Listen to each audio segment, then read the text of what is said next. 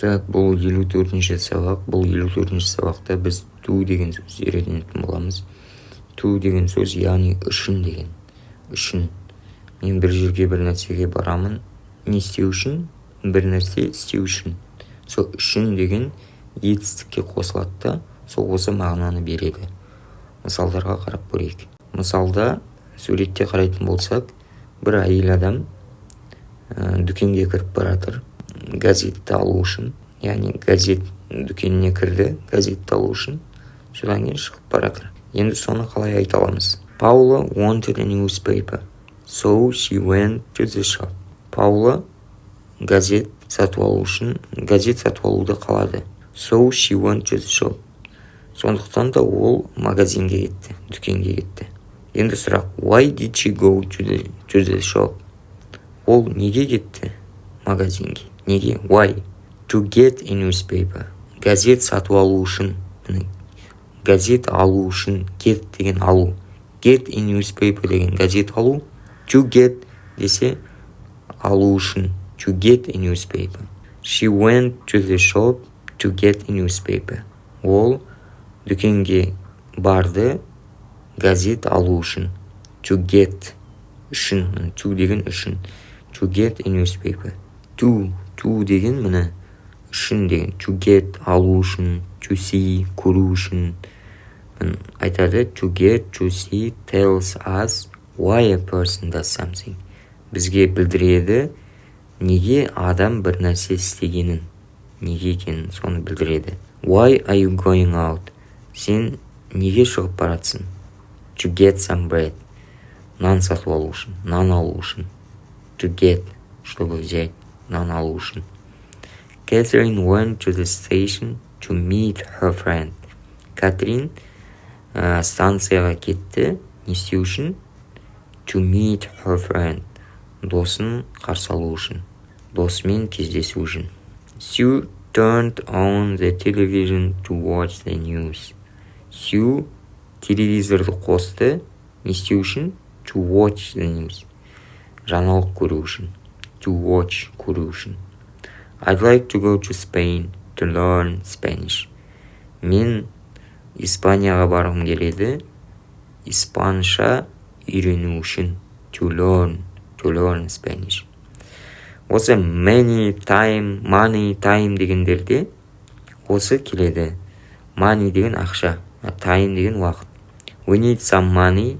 Бізге ақша керек. To buy food. Тамақ сатып алу үшін. To buy food. I haven't got time to watch television. Менде уақыт жоқ. Не істеуге уақыт жоқ? Телевизор қарауға. To watch television. Енді to үшін дедік қой. Осы for да үшін. For. Мысалы, айтып атады ғой. For you деп, сен үшін деп. Осы for да үшінға қолданады. Бірақ қай кездерде қолданады? Соны қарап көрейік. To деген етістікпен бірге жүреді. To get алу үшін, to see көру үшін. Ал for деген ол noun есімдікпен жүреді. Мысалы жаңа for you дедік қой, you деген есімдік негізі. For you. For a newspaper газет үшін. For food тамақ үшін. Ол деген етістікпен келмейді. Ол есімдікпен келеді. Мысалдарды түсінікті олар деп ойлаймын. I went to the shop. Мен дүкенге кеттім. To get a newspaper. Газетті алу үшін. To get. Бұл жерде forget деп айтпаймыз. Forget деп. For деген етістікпен жүрмейді. They're going to Brazil to see their friends. Олар Бразилияға кетіп баратыр достарын көру үшін. To see. See деген етістік. To-дан кейін келіп тұр. We need some money to buy food. Бізге ақша керек тамақ сатып алу үшін. Buy. Сатып алу үшін. Енді for-мен келетінді қарап көрейік. I went to the shop for a newspaper.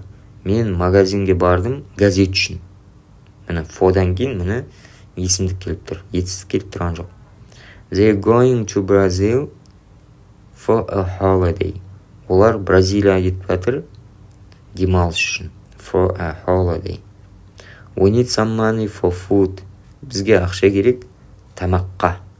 Не үшін? тамақ үшін, яғни тамақ үшін демейді, бізде тамаққа дейді. Для еды орыс тілінде. Нам нужен денег для еды, чтобы купить еду деген сияқты. Для еды. Енді тағы да кейбір нелерді қарайық. For, to қай кездерде қолданады. Егер де wait'тан кейін for келетін болса, онда wait деген күту етістігі ғой.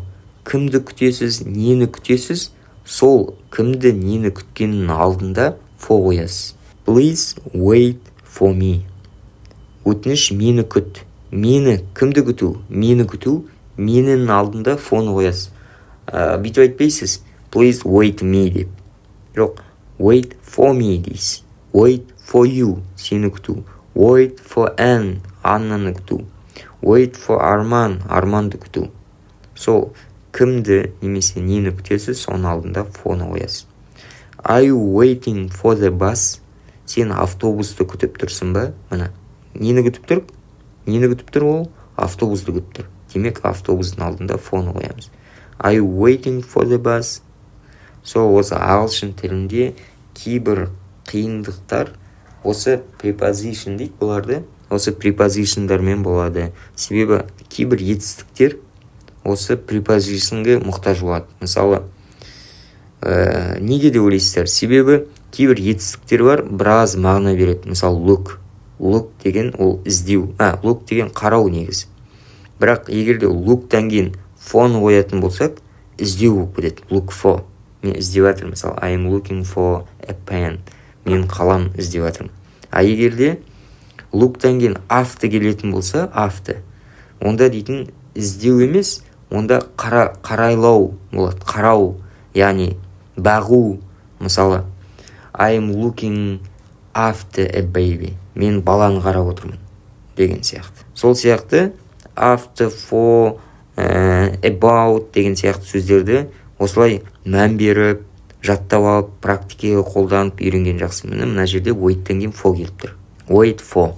Егерде wait to болатын болса, wait to